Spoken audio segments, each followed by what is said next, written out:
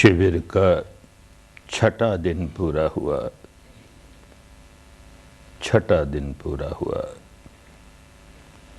अब काम करने के लिए 4 दिन और रह गए हैं। बहुत होते हैं 4 दिन भी, बशर्ते कि कोई काम करे, मेहनत करे, परिश्रम करे, पुरुषार्थ करे और बड़ी समझदारी के साथ करे। साधना की विधि ठीक से समझता ही नहीं और मेहनत किए जा रहा है तो गलत तरीके से मेहनत करेगा।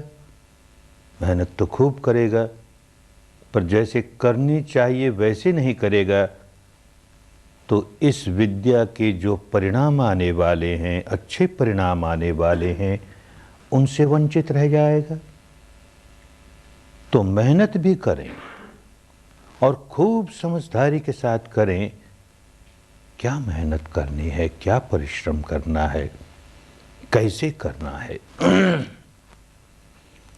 बार बार इस विद्या को बहुत अच्छी तरह समझते रहें। 2 पक्ष हैं इस विद्या के। पहला पक्ष तो ये कि बाहर जो कुछ हो रहा हो वो हमारा आलंबन नहीं। इस 3.5 हाथ की काया के भीतर जो हो रहा है और जो हमें अनुभव हो रहा है, पुरानी भाषा में वेदन को अनुभव कहते थे। माने जो संवेदनाएं हमें महसूस हो रही हैं वो हमारा आलंबन है। तो उसको जाने। सारे शरीर में जहां जहां नहीं मालूम हो रहा है वहां वहां धीरे से काम करते करते मालूम होने लगेगा। पर ऐसी अवस्था पर पहुंचना ही है जहां सारे शरीर में, शरीर के अंग अंग में, अंग अंग के अणु अणु में हमें किसी न किसी प्रकार की संवेदना की अनुभूति हो रही है। ये एक पक्ष है। अनुभूति हुई और हम क्या करने लगे? किसी अनुभूति को अच्छा मानकर, उसे सुखद मानकर उसका सुख भोगने लगे। किसी अनुभूति को बुरा मानकर, दुखद मानकर उसका दुख भोगने लगे। तो विपश्यना नहीं कर रहे। फिर तो वही पुराना भोक्तापन का काम। सुख आया सुख भोग लिया, दुख आया दुख भोग लिया, सारे जीवन भर यही करते रहे। उस स्वभाव को ही तो पलटना है ना। तो चाहे सुखद अनुभूति हुई, चाहे दुखद अनुभूति हुई, इसका स्वभाव क्या है? साक्षी भाव से देखते चले जाएंगे, तटस्थ भाव से देखते चले जाएंगे, भोक्ता भाव को दूर रखेंगे तो उसका स्वभाव समझ में आने लगेगा। और यही स्वभाव समझ में आएगा कि इसमें देख उत्पाद होता है, व्यय हो जाता है, उदय होता है, व्यय होता है। संवेदना चाहे जैसी हो, हर संवेदना का यही स्वभाव है, यही प्रकृति है। ये बात अनुभूति से समझ में आने लगे तो अनुभूति वाली प्रज्ञा, प्रज्ञा शब्द का अर्थ यही, प्रत्यक्ष ज्ञान है तो प्रज्ञा है, बौद्धिक ज्ञान है तो प्रज्ञा नहीं है। प्रत्यक्ष ज्ञान है, उत्पन्न होना और नष्ट हो जाना, ये प्रत्यक्ष अनुभूति पर उतर रहा है। बड़ी स्थूल संवेदना आई, घनीभूत संवेदना आई, पीड़ा आई, भारीपन आया, तनाव आया, खिंचाव आया, बहुत अप्रिय है, बहुत दुखद है, बहुत घनीभूत है। तो आखिर आरंभ हुई ना वो, तो जाना आरंभ हुई। अब लगता है कि चल रही है, अभी वैसी ही पीड़ा चल रही है पर कितनी देर? हम तटस्थ भाव से देखते जाएं तो कोई ऐसी स्थूल संवेदना जरा ज़्यादा देर तक चलेगी, कोई जरा कम देर तक चलेगी, आखिर समाप्त हो ही जाएगी। ऐसा अनुभव से जानेंगे कि एक भी ऐसी स्थूल संवेदना नहीं होती, एक भी ऐसी दुखद संवेदना नहीं होती जो अनंत काल तक वैसी ही बनी रहे। ये शास्त्रों की बात नहीं, किसी बुद्ध ने कहा है, किसी महावीर ने कहा है, किसी गीता ने कहा है इसलिए नहीं, कोई गुरु महाराज कहता है इसलिए नहीं, अपने अनुभव से जानेंगे। देख पीड़ा आरंभ हुई, उसका एक आरंभ है, और देखते देखते देखते देर सबेर समाप्त हो गई, उसका एक अंत है। उदय होना, व्यय हो जाना, उत्पाद होना, व्यय हो जाना, ये इसका स्वभाव है। और यूं दृष्टा भाव से देखता चला गया, उसमें भोक्ता भाव नहीं आने दिया। जितना जितना नहीं आने दिया उतना उतना कुदरत अपना काम करने लगी, धर्म अपना काम करने लगा। कितनी ही घनीभूत संवेदना क्यों न हो, कितनी ही स्थूल संवेदना क्यों न हो, अपने आप उसके टुकड़े होने लगते हैं, उसका विभाजन होने लगता है, विघटन होने लगता है, विश्लेषण होने लगता है, और यूं होते होते होते जैसे पिघल गई। कितनी ही पीड़ा क्यों न हो, समय पाकर के पिघल गई। साक्षी भाव से देखते जाएंगे तो ऐसा होगा ही, पिघल गई। तो क्या हुआ? अब सघनता नहीं है। तो सघनता नहीं है तो क्या है? देखता है तरंगे ही तरंगे हैं, तरंगे ही तरंगे हैं। वो भी संवेदना है, अनुभव हो रही है। सब्बो लोको प्रकंपितो, प्रकंपन है, प्रकंपन है, तरंग है, तरंग है। तरंग कहते किसे हैं? उत्पन्न होना, नष्ट हो जाना, वही तरंग है। हर लहर उत्पन्न होती है, नष्ट होती है, उत्पन्न होती है, नष्ट होती है, इसी माने में तरंग कहलाती है। तो सारा शरीर केवल तरंग ही तरंग, तरंग ही तरंग। अब ऐसी अनुभूति होने लगी। अब वो अनुभूति बड़ी सुखद लगती है। पहली जो घनीभूत थी, पीड़ाजनक लगती थी, दुखद लगती थी, अब ये पिघल गई, टुकड़े टुकड़े हो गए, तरंगे ही तरंगे रह गई, बड़ी सूक्ष्म हो गई, बड़ी सुखद हो गई। इसको भी ध्यान से देखता है तो हुआ क्या? क्या उसका स्वभाव पलट गया? स्वभाव तो वही रहा। वो भी तो तरंग ही है ना, उत्पन्न होती है, नष्ट होती है, उत्पन्न होती है, नष्ट होती है। अब शीघ्र गति से उत्पाद व्यय होने लगा। पहले तो यूं उत्पाद हुआ और देर सबेर जाकर के उसका व्यय हुआ। उत्पाद हुआ, फिर देर सबेर में व्यय हुआ। और ये तो जैसे उत्पन्न हुआ वैसे नष्ट हुई, उत्पन्न हुआ वैसे नष्ट हुई। स्वभाव वही रहा, अनित्य है, नश्वर है, भंगुर है, बदलते रहना इसका स्वभाव है। ये बात प्रवचनों के आधार पर नहीं, पुस्तकों के आधार पर नहीं, तर्कों के आधार पर नहीं, अंधश्रद्धा के आधार पर नहीं, अनुभूतियों के आधार पर साधक समझता जाए तो उसका दृष्टा भाव पुष्ट होता जाए। जब ये जानेगा कि ये सारा अनित्य प्रपंच है, बदलते रहने वाला है, दुखद है तो भी खत्म होने वाला है, सुखद है तो भी खत्म होने वाला है, खत्म हुए ही जा रहा है, हुए ही जा रहा है, ऐसा अनुभव पर उतरेगा तो उसके प्रति क्या द्वेष करेगा? कितना ही दुखद हो, उसके प्रति क्या राग करेगा? कितना ही सुखद क्यों न हो। यूं अपने मानस के, और मानस भी ऊपर ऊपर का मानस नहीं, अंतर मन के गहराइयों वाले मानस को पलटने का काम करने लगेगा, उसका स्वभाव पलटने का काम करने लगेगा। अब वो धीरे धीरे राग रंजित रहने के बजाय वीत राग रहने का अभ्यास करने लगा, द्वेष दूषित रहने के बजाय वीत दोष द्वेष होने का काम करने लगा, मोह विमूढ़ित होने के बजाय वीत मोह, माने जो विकार हैं, विकारों से अब छुटकारा मिलने लगा, छुटकारा मिलने लगा, ऐसा अपना स्वभाव पलटने लगा। बस ये विपश्यना ये नहीं होती है, तब विपश्यना के नाम पर भी कोई धोखा है। अक्सर यही होता है। कोई व्यक्ति सम्यक संबुद्ध हुआ, अरहंत हुआ, सर्वज्ञ हुआ, तो क्या सर्वज्ञ हुआ? उसको सारा कुदरत का कानून अनुभूतियों से जान लिया। ये होगा तो ये परिणाम आएगा ही। शरीर पर अनुभूतियां होने वाली हैं, सुखद लगेगी और राग जगाएगा, दुखद लगेगी, द्वेष जगाएगा तो दुख आने ही वाला है, कोई दुनिया की शक्ति में बचा नहीं सकती। और इसी प्रकार सुखद लगे तो भी राग नहीं जगाएं, दुखद लगे तो भी द्वेष नहीं जगाएं, केवल अनित्य बोध, केवल अनित्य बोध जगा के समता में स्थित रहें तो दुख समाप्त होने ही वाले हैं। बंधे बंधाए नियम है। अपने को हिंदू कहे, बौद्ध कहे, जैन कहे, ईसाई कहे, कुछ फर्क पड़ने वाला नहीं। अपने को आत्मवादी कहे, निरात्मवादी कहे, ईश्वरवादी कहे, निरीश्वरवादी कहे, द्वैतवादी कहे, अद्वैतवादी कहे, कुछ फर्क पड़ने वाला नहीं। ऐसी वेशभूषा वाला हो, वैसी वेशभूषा वाला, कुछ फर्क पड़ने वाला नहीं। अपनी अनुभूतियों से शरीर पर होने वाली संवेदनाओं की अनुभूतियों से अगर भोक्ता भाव रख करके राग जगाता है, भोक्ता भाव रख करके द्वेष जगाता है, वो व्यक्ति दुखियारा ही दुखियारा, वो व्यक्ति बंधन में है, मुक्ति से बहुत दूर है। और जो राग नहीं जगाता, द्वेष नहीं जगाता, प्रज्ञा जगाता है। ये अनित्य है, इस अनित्य बोध की प्रज्ञा जगाता है। बुद्धि द्वारा नहीं, चिंतन द्वारा नहीं, अनुभूति द्वारा जगाता है। वो बंधन के बाहर निकलने लगा। कोई हो बंधन के बाहर निकल जाएगा। बस धर्म की ये सीधी सीधी बात जिस आदमी के जितनी जल्दी समझ में आ जाएगी, वो इस जंजाल से निकल जाएगा। ये बौद्धों की बात, ये जैनियों की बात, ये हिंदुओं की बात। अरे धर्म कहाँ बौद्धों का, जैनियों का, हिंदुओं का अलग अलग होता है। धर्म तो धर्म है। जो कुदरत का कानून है वो सब पर एक जैसा लागू पड़ता है। अगर कोई बौद्ध, अपने को बौद्ध कहने वाला व्यक्ति, इन शरीर की संवेदनाओं पर राग जगाए, द्वेष जगाए और फिर भी मुक्त हो जाए, तब तो कोई विशेष बात हुई भाई। बौद्ध कहने से देखो मुक्त हो गया।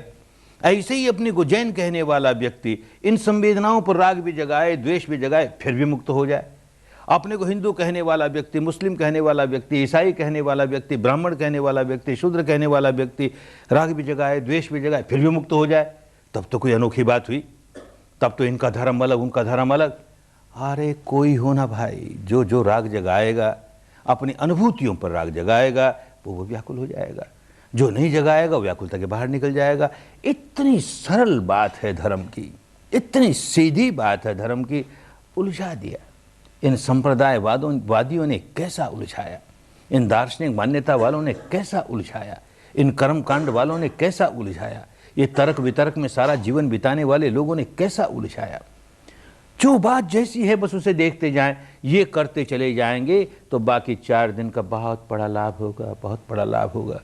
कोई व्यक्ति सम्यक संबोधि प्राप्त करता है, सर्वज्ञ होता है, तो इस सच्चाई को जान करके पहले अपने विकारों से मुक्त हो लेता है और फिर बड़े करुण चित्त से यही विद्या लोगों को बांटता है।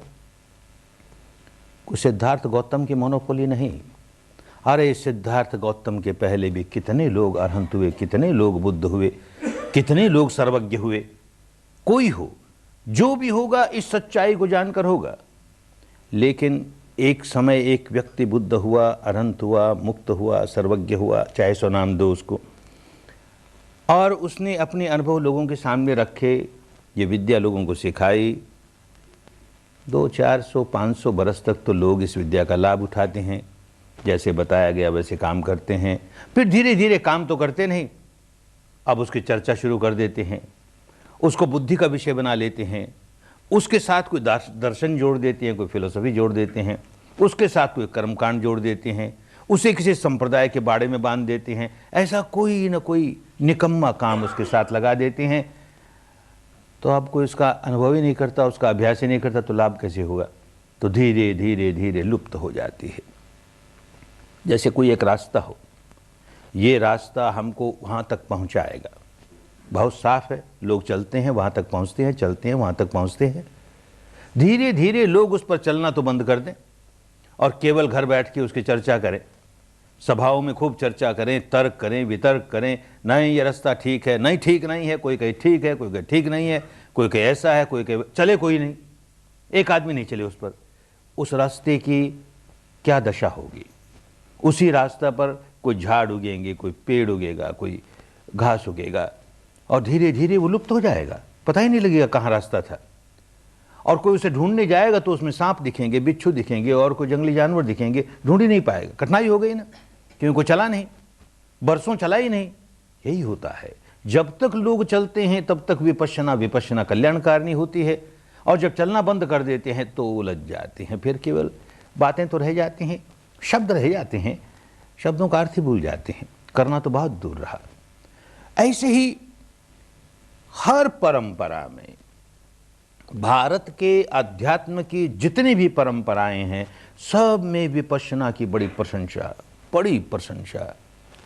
करे नहीं तो कोरी प्रशंसा करने से क्या होगा? रसगुल्ला बहुत मीठा है, बहुत मीठा है, हजारों शास्त्र लिख के रख दो, बहुत मीठा है, तो कुछ चखे नहीं, जबान पर रखे नहीं, तो मीठा क्या काम आया?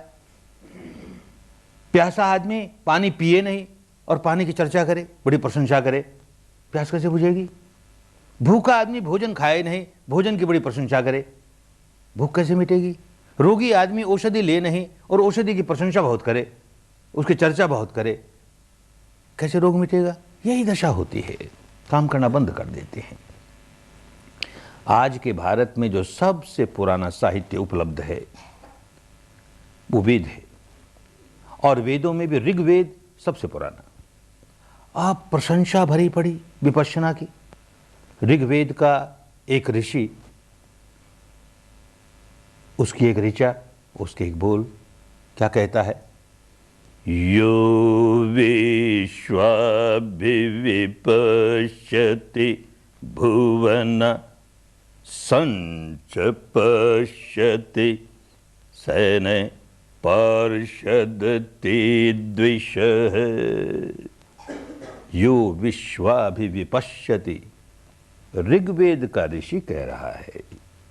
शब्द छने हुए चले आ रहे हैं, अनुभव हो या न हो, वाणी तो है ना।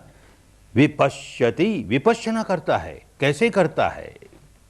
विश्वाभि, विश्व कहते हैं प्रपंच को, जो फैल रहा है, जिसका विशदीकरण हो रहा है। हमारे भीतर कैसा प्रपंच फैल रहा है, इस प्रपंच के अभिमुख होकर के जो विपश्यना करता है, माने उसको यथाभूत जानता हुआ करता है। संच पश्यति, सम्यक रूप से करता है, सम्यक रूप से देखता है, वो सम्यक दर्शन है।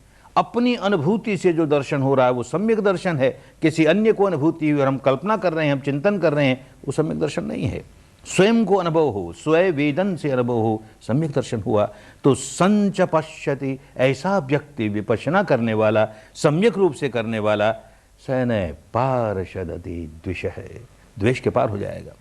उस आदमी के भीतर द्वेष का नामो निशान नहीं रहेगा, क्योंकि उस आदमी के भीतर राग का नामो निशान नहीं रहेगा। जहां राग है वहां द्वेष होगा ही। एक ही सिक्के के दो पहलू हैं, एक और राग, दूसरी ओर द्वेष। जहां एक बात प्रिय लगती है, उसके विपरीत बात हमेशा बुरी लगेगी। तो राग और द्वेष साथ साथ चलते हैं। राग समाप्त हो जाएगा, ऐसे व्यक्ति का वीत राग बन जाएगा, द्वेष का नामो निशान नहीं रह सकता।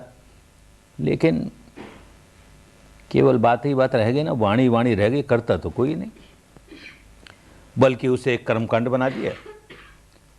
ये इस मंत्र का उच्चारण करो और फिर ऐसा कर दो, इस मंत्र का उच्चारण करो और ऐसा कर दो, तुम्हारे सारे पाप कट जाएंगे। क्या हालत हो गई। ये व्यक्ति जो सम्यक संबुद्ध बना, राजकुमार था, और पिता ने 29 वर्ष की अवस्था में घर छोड़ा, तो जीवन के बहुत से अनुभव ले लिए। पिता ने उस समय के जितने जितने विद्वान थे, विभिन्न संप्रदायों के, विभिन्न दार्शनिक मान्यताओं के, उन विद्वानों को बुला करके उस समय का जितना भी अध्यात्म का साहित्य था सारा पढ़ाया, सब पढ़ा इस आदमी ने। और फिर जब बोधि जागी, सर्वज्ञता जागी, बुद्ध हुआ, तो कहता है पुब्बे अननुसुत्ते सुधम्मे सुचक्षुं उतपादि। पहले कभी सुना ही नहीं, ऐसे धर्म में, ऐसे सच्चाई में मेरे चक्षु खुले, ज्ञान के चक्षु खुले, प्रज्ञा के चक्षु खुले, पहले सुना ही नहीं।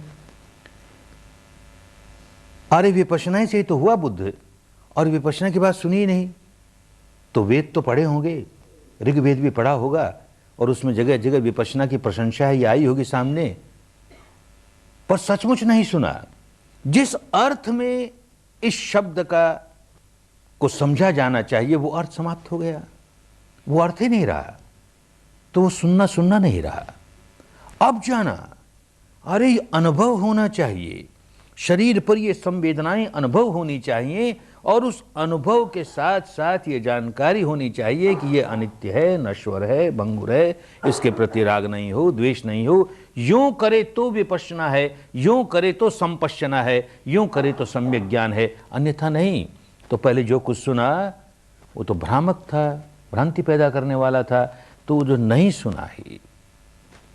फिर इसके बाद वो अवस्था प्राप्त होने पर अपने पूर्व जन्मों को देखता है, तो कहता है अरे पुराणो मग्गो ए समग्गो सनंतनो। मेरे पहले न जाने कितने बुद्ध हुए, मेरे पहले न जाने कितने ज्ञानी हुए, मेरे पहले न जाने कितने अनंत हुए। जो हुआ इसी सच्चाई को जानते जानते जानते हुआ। बड़ा पुराना मार्ग है रे, मार्ग तो बहुत पुराना है, लोग चलना बंद कर दें तो मार्ग क्या करे बेचारा, लाभ नहीं मिले लोगों को। पुराणो मग्गो ए समग्गो सनंतनो। धर्म के जो नियम है वो सनातन है, हमेशा एक जैसे रहते हैं। आज के हजारों वर्ष पहले भी कोई आदमी राग द्वेष जगाता था, दुखी हो ही जाता था, राग द्वेष निकाल देता था, दुख से मुक्त हो जाता था।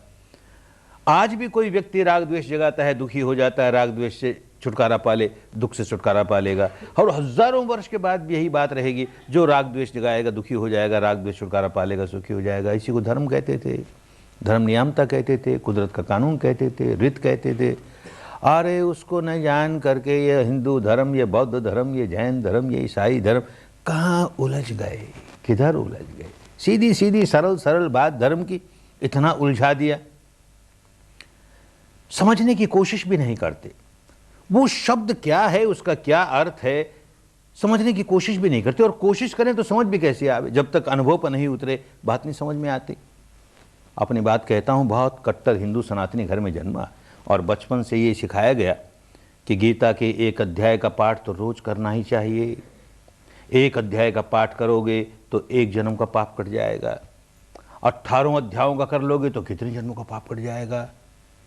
सस्ता सौदा है ना, बड़ा आसान है, पाठ कर लो सारे पाप कट जाएंगे। तो खूब पाठ करता था, और लोग भी करते ही हैं। कुछ नहीं समझा क्या हो रहा है, क्या पाठ कर रहा हूं। उसमें एक श्लोक आता है किसी अध्याय में जो कहता है, उत्क्रमन्तं स्थितं वापि भुञ्जानं वा गुणान्वितं गुणान्वितं विमूढा नानुपश्यन्ति पश्यन्ति ज्ञानचक्षुषः। विमूढ़ लोग देख ही नहीं सकते, विपश्यना कर ही नहीं सकते। जिनके ज्ञान चक्षु खुले हैं वही विपश्यना कर पाएंगे। ज्ञान चक्षु खुली हैं, विपश्यना कर पाएगा, विपश्यना करेगा, ज्ञान चक्षु खुलेंगे, यूं होते होते मुक्त हो जाएगा। क्या नहीं देख पाएगा वो, तो समझाता है उत्क्रामंतम, उत्क्रमण होता है। क्या उत्क्रमण होता है, तब तक तो जानते ही नहीं थे। विपश्यना की तो सारी बात समझ में आई। क्या उत्क्रमण होता है, कान के दरवाजे पे कुछ खटपट हुई, कि आंख के दरवाजे पर हुई, कि नाक के दरवाजे पर हुई, कि जीभ के दरवाजे पर हुई, कि त्वचा के दरवाजे पर हुई, कि मन के दरवाजे पर हुई।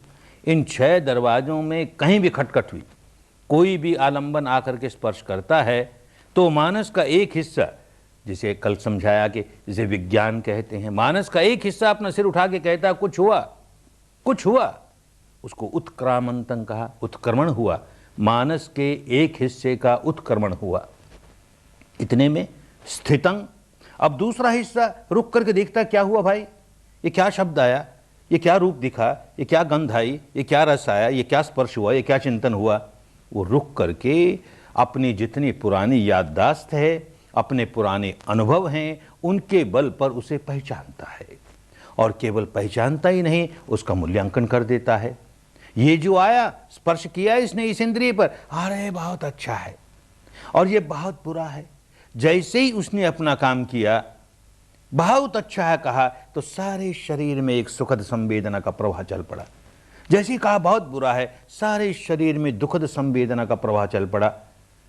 होश नहीं है तो क्या करता है, जैसे ही सुखद संवेदना का प्रवाह चला तो उसका सुख भोगने लगा, जैसे ही दुखद का प्रवाह चला उसका दुख भोगने लगा। उसी को समझाते हुए कहता है भुंजानं, लगा भोगने, भुंजानं, सुख भोग रहा है सुखद सेंसेशन का, सुखद संवेदना का, दुख भोग रहा है दुखद संवेदना का, भुंजानं।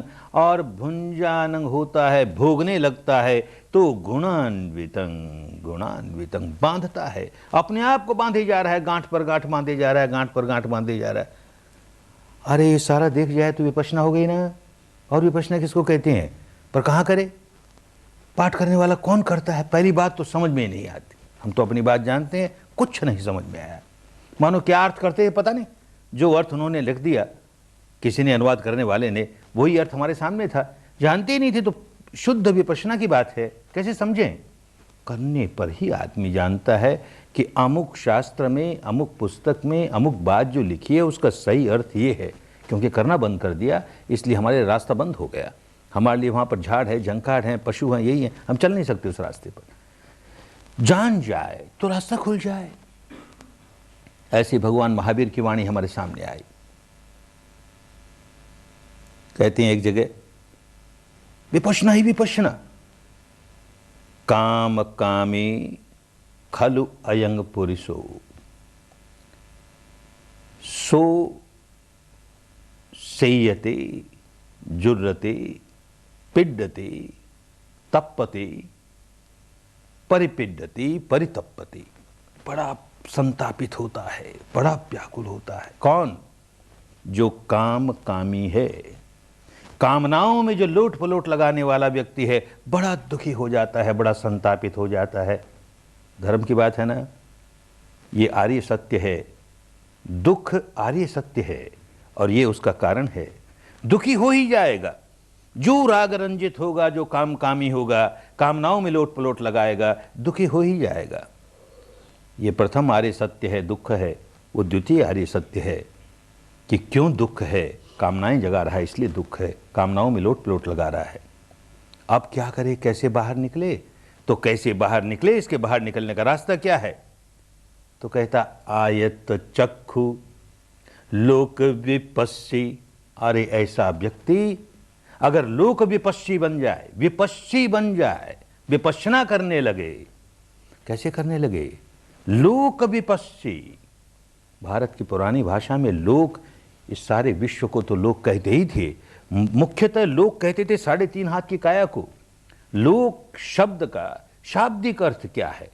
लुंजती थी लोकं, प्रतिक्षण नष्ट हो रहा है, नष्ट हो रहा है, नष्ट हो रहा है। ये परमाणुओं का पुंज हमारे भीतर हम देखते हैं, प्रतिक्षण उत्पन्न होता है, नष्ट होता है, नष्ट होता है। इस मारे लोक कहलाता था। लोक विपश्ची, इस काया के भीतर विपश्यना करता है तो क्या होता है? आयत चक्षु, चक्षु प्राप्त हो जाते हैं उसे, ज्ञान के चक्षु प्राप्त हो जाते हैं। पुब्बे अनन सुत्ते सुधम्मे सुचक्षुंगुदपादि विमूढ़ा नानुपश्यन्ति पश्यन्ति ज्ञान चक्षु से। ज्ञान के चक्षु खुल जाती हैं। विपश्यना करता है ना, ज्ञान के चक्षु खुल गए। क्या देखता है? लोक विपस्सी लोकस्य अधोभागं जानई, उद्धंग भागं जानई, तिर्यंग भागं जानई। इस काया का एक एक अंग देख जाता है, नीचे का हिस्सा, ऊपर का हिस्सा, आड़ा तिरछा, अगल बगल कुछ नहीं छोड़ता, सारा देख जाता है। तो विपश्यना सही विपश्यना हुई। कहीं थोड़ी सी जगह देख गया तो पूरी विपश्यना नहीं हुई, सब जगह देख जाता है। तो क्या देखता है? गढ़िए अणुपर्यट्ठमान हो। क्या हो रहा है? भीतर ही भीतर अनुपरिवर्तन हो रहा है, बदले जा रहा है, बदले जा रहा है, और उसमें गड्ढमड्ढ हुए जा रहा हूं मैं, मानो उसी में डूबे जा रहा हूं। हो रहा है भीतर परिवर्तन परिवर्तन परिवर्तन, प्रतिक्षण अणु अणु में परिवर्तन परिवर्तन परिवर्तन, और मैं उसमें डूबी जा रहा हूं, उसका रस लिए जा रहा हूं, उसको सुखद मानता हूं, उसको दुखद मानता हूं। अरे क्या हुआ ये? तो रास्ता बताता है, अब क्या करे? संधिं विदित्ता, संधि को जानो। वो व्यक्ति ऐसा विपश्यना करने वाला संधि को जानता है। क्या संधि? चित्त धारा पर राग की संधि कहां हुई, चित्त धारा पर द्वेष की संधि कहां हुई, इस संधि को जानता है। कैसे जानता है? विदित्ता, वेदनाओं से जानता है। वेदना प्रकट हुई, अच्छी लगी तो राग की संधि कर ली, वेदना प्रकट हुई, बुरी लगी, द्वेष की संधि कर ली। तो संधिं विदित्ता, और ऐसा जान के क्या समझता है उसे? एहि मच्ये ही, अरे ये तो मृत्य है, ये तो नश्वर है, ये तो भंगुर है। कैसे, क्यों संधि पैदा कर रहा हूं, काहे राग पैदा कर रहा हूं, काहे द्वेष पैदा कर रहा हूं? ये सारा प्रपंच तो परिवर्तनशील प्रपंच है, उत्पन्न होता है, नष्ट होता है। विपश्यना ही विपश्यना है ना, शुद्ध विपश्यना है ना। ए सवीरे पसंसिए, ऐसा कोई वीर पुरुष हो, सचमुच बड़ी वीरता का काम है। अपने अंतर मन को उसके दूषित स्वभाव से पलट करके निर्मल कर लेना। हमेशा राग पैदा करने वाला स्वभाव, हमेशा द्वेष पैदा करने वाला स्वभाव, बुद्धि विलास चाहे जितना करे, सचमुच उसे पलट लेना अंतर मन के गहराइयों में बड़ा कठिन काम है, बड़ा परिश्रम होता है, बड़ा पुरुषार्थ होता है। इसलिए उसको वीर कहते हैं। ऐस वीरे पसंसिए जे बद्धे पड़िमोइए, जो भीतर के इन बंधनों को खोल लेता है, अपने सारे कर्म बंधनों को खोल लेता है, वो वीर पुरुष है और वो प्रशंसनीय है। सबसे बड़ा युद्ध यही अपने भीतर करना पड़ता है, ऐसा व्यक्ति वीर। और ऐसा व्यक्ति औरों को ऐसा काम सिखाने में लग जाए तो महावीर ऐसा बने तब ना। खाली उसका पाठ करते जाएं, समझ में ना आए क्या बोल गया यही नहीं जानते, कैसे लाभ होगा। करना छूट गया तो सारा अर्थ ही छूट गया। और एक वाणी भगवान महावीर की, जहां अंतो तहा बाहो, जहां बाहो तहा अंतो, जैसा भीतर है वैसा ही बाहर है। कुदरत का कानून एक जैसा है, कोई फर्क नहीं पड़ता। और जैसा बाहर है वैसा ही भीतर है, कुदरत का कानून एक जैसा है, सब जगह कोई फर्क नहीं पड़ता। फिर कहती है जहां अंतो तहा बाहु, जहां बाहु तहा अंतो, अंतो अंतो देहांतराणी। बस अरे देख, विपश्यना कर, अपने देह के भीतर भीतर भीतर, देह की सारी सीमा तक, देह पर्यंतकं, जहां जहां देह है, जहां जहां काया है, उसके भीतर भीतर सर्वत्र। बस देख, विपश्यना कर। पुढ़ई आसवानी, जितने आश्रव इकट्ठे कर रखे हैं सारे उलट देगा। भीतर आश्रव रह नहीं सकेगा, अनाश्रव हो जाएगा, क्षीण आश्रव हो जाएगा, मुक्त हो जाएगा। करेगा तो हो जाएगा ना, पाठ करने से क्या हो जाएगा। पहले तो पाठ करके समझता ही नहीं कि क्या बोल गए वो, और समझ जाए फिर काम नहीं करे, केवल बुद्धि विलास करे। अच्छा आपके यहाँ विपश्यना है, हमारे यहाँ भी विपश्यना है, देखो हमारे आचारंग में ऐसा लिखा है। अरे होगा, तेरे क्या काम आया रे, वो विपश्यना तुम्हारे काम क्या है, तू तो करता नहीं ना। अरे तू महावीर के नाम पर कर, बुद्ध के नाम पर कर, ऋग्वेद के नाम पर कर, गीता के कर तो सही, करे तो कल्याण होना, बिना करे बिना कैसे कल्याण होगा। ये बात जो आदमी जितनी जल्दी समझ लेता है बड़े कल्याण के रास्ते पड़ जाता है। ये विद्या भारत में भगवान बुद्ध के बाद 400-500 वर्ष तक लोगों का कल्याण करते रहे, फिर काम करना बंद कर दिया। फिर बातें ही बातें, विवादी विवाद, तुम आत्मवादी हम निरात्मवादी, तुम ईश्वरवादी हम निरीश्वरवादी, तुम ऐसावादी, बस वाद विवाद ही वाद विवाद, केवल तर्क ही तर्क, वितर्क ही वितर्क, अथवा कोई कर्मकांड ही कर्मकांड, या कोई संप्रदाय का बाड़ा धर्म के नाम पर यही चलने लगा। फिर भी भारत तो अध्यात्म का देश है, अध्यात्म का देश है। इन 2000 वर्षों में भी ऐसे संत हुए भारत में, जिन्होंने अपने पूर्व जन्मों की पारमिताओं की वजह से, माने पूर्व जन्म में ऐसे काम करते आए थे विपश्यना का, अपने आप जाग पड़ा तो संत हो गए। उनकी वाणी से साफ मालूम होता है कि ये विपश्यना करने वाले, लेकिन औरों को सिखा नहीं पाए, क्योंकि जैसे विधिवत ये विद्या भारत में सिखाई जाती थी वैसे विधिवत उनको भी नहीं प्राप्त हुई, वैसे जाग गई उनके, क्योंकि अनेक जन्मों से किया हुआ था, तो कैसे सिखाए। लेकिन उनकी वाणी से स्पष्ट मालूम होता है कि ये संत इसीलिए संत हुए कि विपश्यना करते रहे, विपश्यना करते रहे। 500 वर्ष पुराना भारत का एक संत कबीर कहता है, 3 हाथ एक अड़धाई, ऐसा अंबर चिन्हो मेरे भाई, देखो मेरे भाई। 3 हाथ और एक आधा हाथ, इस 3.5 हाथ के भीतर जो अंबर है, जो आकाश है, जो शून्य है, उसका दर्शन करो, उसमें क्या हो रहा है। अरे कल्याण उससे होगा। बाहर बाहर क्या भटक रहे हो धर्म के नाम पर, कुछ मिलने वाला नहीं है। भीतर यूं देखना शुरू कर दोगे, उसे चिन्हना शुरू कर दोगे, उसे अनुभव पर उतारना शुरू कर दोगे, तो एक पर एक परतें उतरती चली जाएंगी, परतें उतरती चली जाएंगी। जो परम सत्य को छिपाए हुए है उसके आगे पर्दे हैं, पर्दे सारे उतर जाएंगे, परम सत्य का साक्षात्कार हो जाएगा। तो घूंघट के पट खोल रे, तुझे पिया मिलेंगे। एक पट नहीं है, घूंघट के कितने पट लगाए बैठे हैं, एक पर एक घूंघट उतरता जाए, उतरता जाए, उतरता जाए, अंत में तो परम सत्य का साक्षात्कार हो जाए। उसे पिया कहो, उसे साईं कहो, उसे ईश्वर कहो, उसे परमात्मा कहो, उसे आत्मा कहो, उसे निर्वाण कहो, उसे मुक्ति कहो, मोक्ष कहो, अरे चाहे जो नाम, परम सत्य है वो। ये ऊपरी ऊपरी का दिखाऊ सत्य जो हमें भ्रांत रखता है, ये दूर होते होते होते उस परम सत्य का साक्षात्कार होता है। कोई करे तब ना, करे नहीं तो कैसी बात बने। ऐसे 400 वर्ष पुराना एक संत विपश्यना ही करने वाला कैसे विपश्यना की व्याख्या करता है।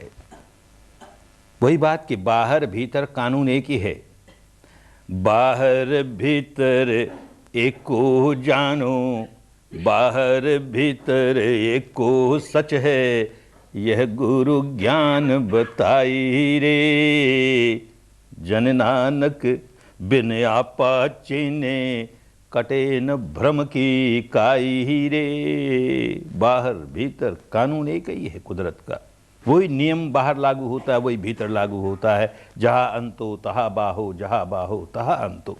लेकिन उसको जाने बिना, अनुभव से जाने बिना भ्रांति ही भ्रांति रहेगी, भ्रम ही भ्रम रहेगा। वो जान गया तो कहता है जनि नानक, नानक जान गया है और जान के कहता है जनि नानक बिन आपा चीने। ये जो अपनापा है जिसको मैं मेरा मेरा किए जा रहा हूं, उसको समझे बिना, अनुभूतियों से समझे बिना भ्रम नहीं दूर होता, भ्रांति नहीं दूर होती।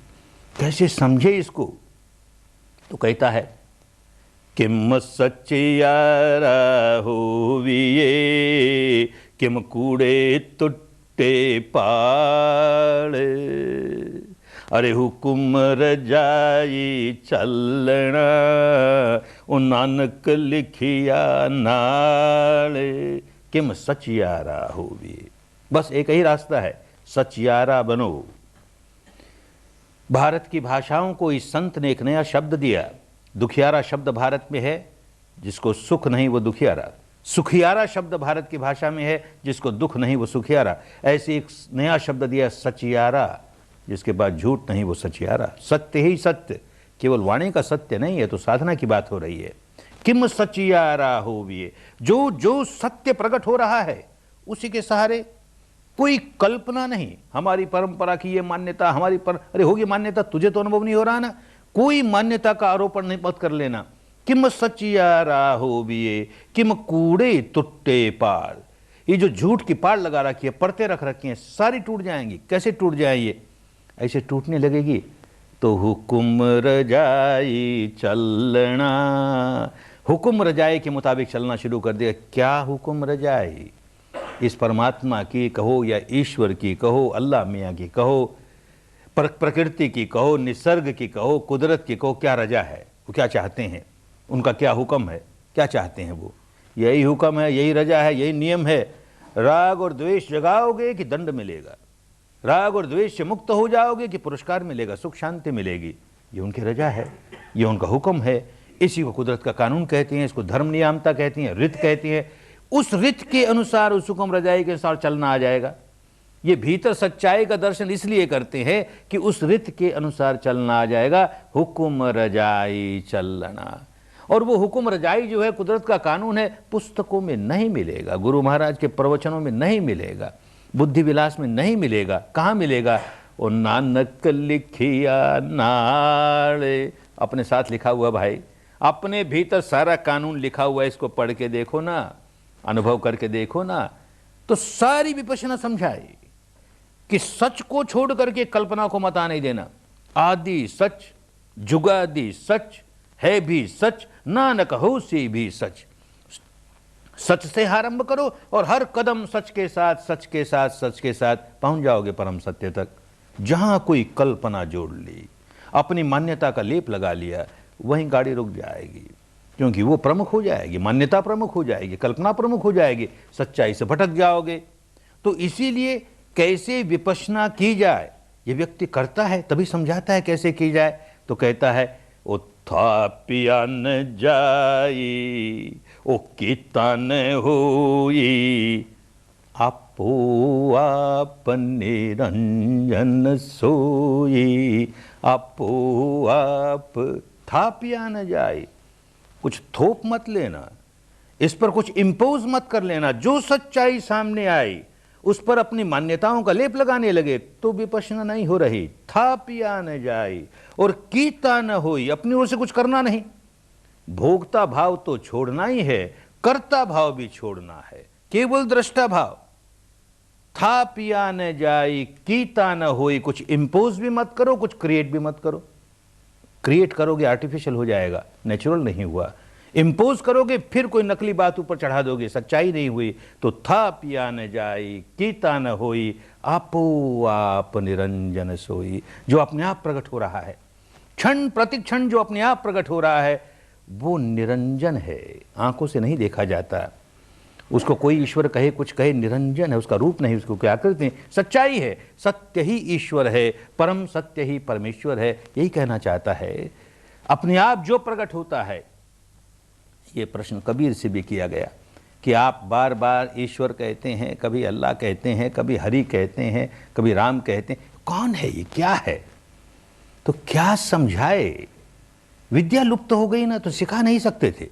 ये संत स्वयं करते थे, लेकिन टेक्निक किस तरह से कैसे सिखा करके लोगों को थोड़े समय में इस विद्या में पारंगत कर दे, ये भारत से लुप्त हो गई थी। स्वयं केवल करते थे, क्या करें? तो कहता है, क्या कहता है, क्या ईश्वर है, क्या हरि है? तो कहे कबीर हरि ऐसा रे, जहाँ जैसा तहाँ तैसा रे, जब जैसा तब तैसा रे। अरे 3.5 हाथ की काया में जहां जैसा कुछ प्रकट हुआ वही ईश्वर है, जहां जब प्रकट हुआ वही ईश्वर है, जब जो प्रकट हुआ वही ईश्वर है, वही आपो आप निरंजन सोई। और वही भगवान बुद्ध ने कहा, यथाभूत ज्ञान दर्शनं, यथाकृत नहीं, यथा संकल्पित नहीं, यथा वांछित नहीं, यथा आरोपित नहीं, यथाभूत, अपने आप जो हुआ, आपो आप।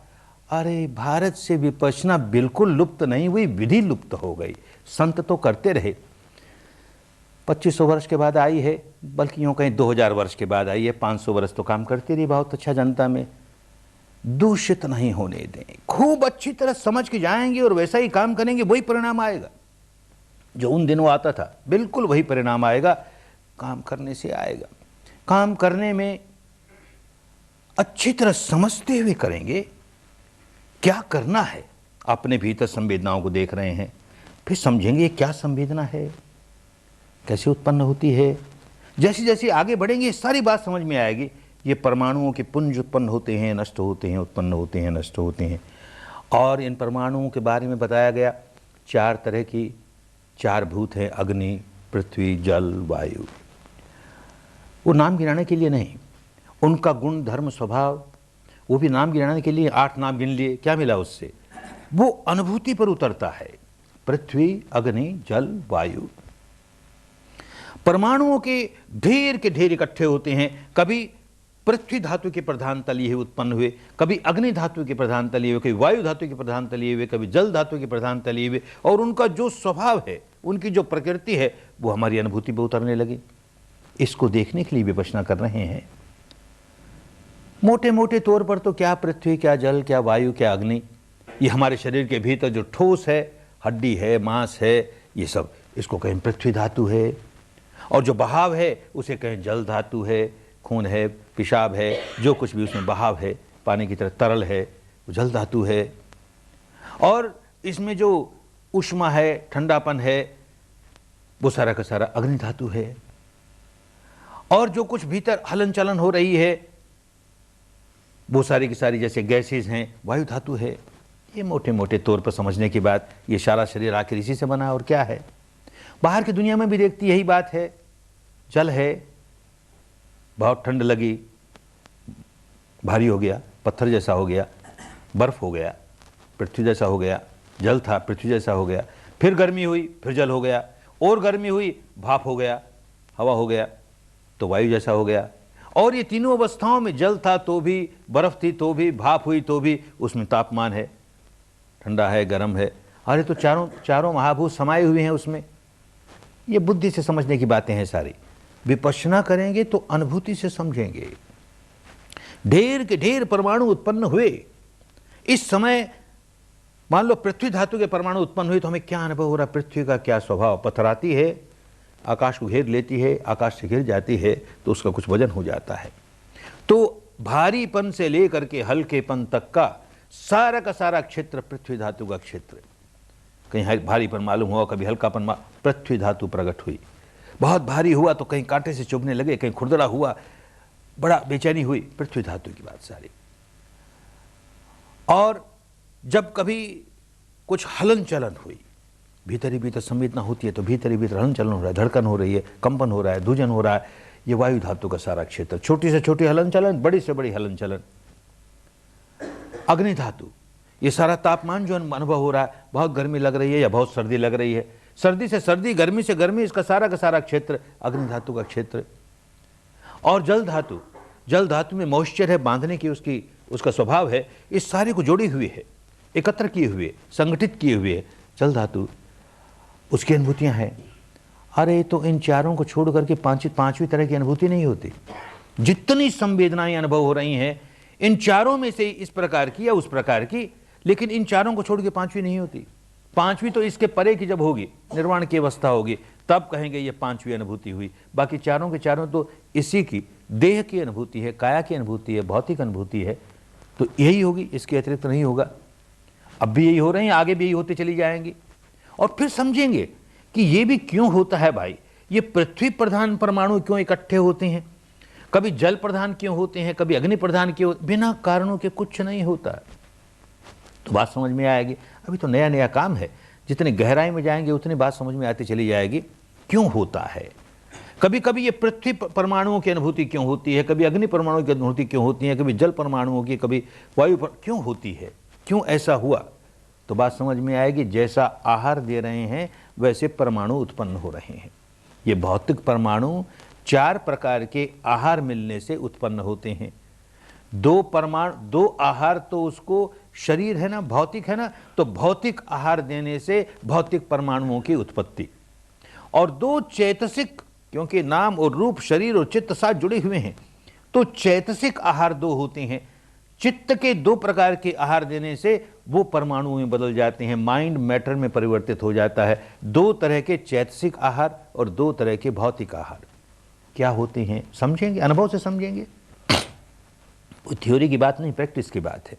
क्या भौतिक आहार, ये जो रोज दिन में 2 बार 4 बार जो खाना खाते हो, ये भौतिक आहार इस भौतिक शरीर को दे रहे हो। किस प्रकार का भौतिक आहार दिया, उस प्रकार के परमाणु उत्पन्न होंगे, उस प्रकार की संवेदना होगी। किसी दिन मान लो बहुत मिर्च मसाले का भोजन कर लिया, अब उसके बाद साधना करने बैठेंगे तो देखेंगे यहाँ जलन हुई, वहाँ जलन हुई, सारे शरीर में जलन ही जलन। अग्नि प्रधान परमाणु उत्पन्न हुए क्योंकि आहार ऐसा दिया। किसी दिन बहुत गरिष्ठ तला हुआ या बासी भोजन कर लिया, उसके बाद ध्यान करने बैठे तो पृथ्वी प्रधान बड़ा भारीपन मालूम हो रहा है, बड़ी सुस्ती आ रही है, बड़ा भारीपन मालूम हो रहा है। वो किस लिए कि ऐसा आहार दिया हमने। इस तरह से कैसा आहार दे रहे हैं, ठीक उसी प्रकार के परमाणु उत्पन्न होने शुरू हो जाएंगे, ऐसा अपने अनुभव से जानोगे। तो ये आहारज, वो परमाणु जो आहार से उत्पन्न होते हैं, ये जो भौतिक आहार से उत्पन्न होते हैं, दूसरे ऋतु से उत्पन्न होते हैं।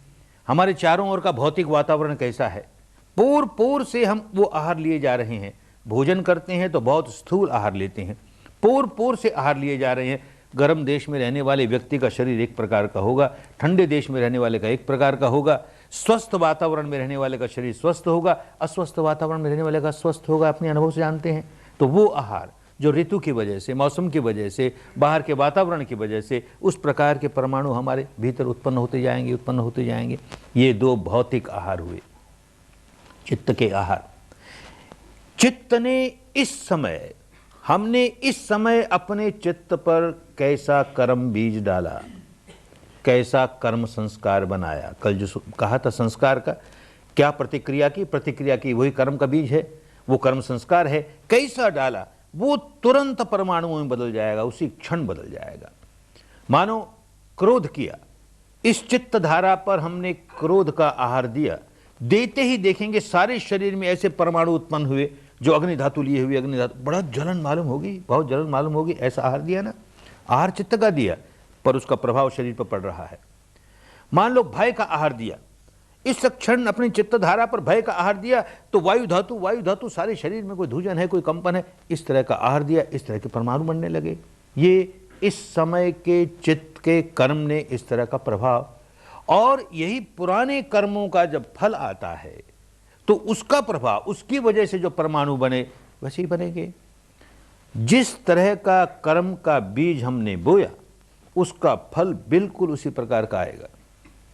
हमने क्रोध का बीज डाला और क्रोध का बीज डालते हुए अग्नि धातु उत्पन्न हुई, उसका जो फल आएगा वो हमें अग्नि धातु के साथ ही आएगा। सारा शरीर जलने लगेगा जब पुराने कर्म के बीज, अग्नि के बीज, क्रोध के बीज जागेंगे, फल देंगे, सारा शरीर जलने लगेगा। तो वो उस समय जो जलने लगा वो हमारे पुराने कर्मों के विपाक की वजह से, उसका फल पकने की वजह से इस प्रकार के परमाणु ये खूब समझने लगेंगे। शास्त्रों की बात नहीं, अपनी अनुभूतियों से समझने लगेंगे। और ये इसलिए समझने लगेंगे, कौतूहल पूरा करने के लिए नहीं। कौतूहल पूरा करने के लिए धर्म नहीं हुआ करता, इसलिए समझने लगेंगे कि अच्छा अभी पृथ्वी प्रधान आया है, अरे आया होगा भोजन की वजह से आया होगा, इस समय के कर्म, पुराने कर्म की वजह से आया होगा, मौसम की वजह से आया होगा, आया है। नया कर्म नहीं बनाऊंगा ऐसा, ये तो सारा का सारा जिस वजह से भी आया, मैं नया कर्म संस्कार नहीं बनाऊंगा। चाहे किसी तरह का भी परमाणु आया, अग्नि प्रधान आया कि पृथ्वी प्रधान आया कि जल प्रधान आया कि वायु प्रधान आया, अरे है तो अनित्य ना, उत्पन्न होना नष्ट होना इसका स्वभाव है, मैं नया कर्म संस्कार नहीं बनाता। तो केवल देखता है, समझता है उसके स्वभाव को और नया कर्म नहीं बनाता, प्रतिक्रिया नहीं करता, दृष्टा भाव में, साक्षी भाव में, उपेक्षा भाव में, तटस्थ भाव में पुष्ट हुए जा रहा है। पुष्ट, ये सारा कुछ इसलिए जानना है, बुद्धि विलास के लिए नहीं। ये चार परमाणुओं की बात कर दी, चार भूत, पांचवा कहाँ गया, आकाश कहाँ गया, ये झगड़े की बातें। अरे आकाश से कोई संवेदना नहीं होती, आकाश है तो नहीं है, कहाँ कहते हैं, पांच तत्व तो वो भी एक है, लेकिन इन चारों से संवेदना होती है, उससे संवेदना नहीं होती, तो उसके क्या करें उसकी बात करके। जिससे संवेदना होती है और संवेदना होकर के हम प्रतिक्रिया करके कर्म संस्कार बनाते हैं, हमको छुटकारा उससे लेना है ना। इसलिए सारी बात समझते चले जाएंगे, खूब समझ के काम करेंगे, आगे बढ़ते चले जाएंगे। बाधाएं आएंगी, इस बात को खूब समझ के रखना चाहिए। कौन बाधक है हमारा? पांच बड़े बड़े दुश्मन है हमारे, रास्ता रोक देंगे, हमको आगे बढ़ने नहीं देंगे। कोई बाहर का दुश्मन नहीं है, हमारे भीतर के ही दुश्मन है, हमारे ही अपने विकार हमको आगे बढ़ने नहीं देंगे।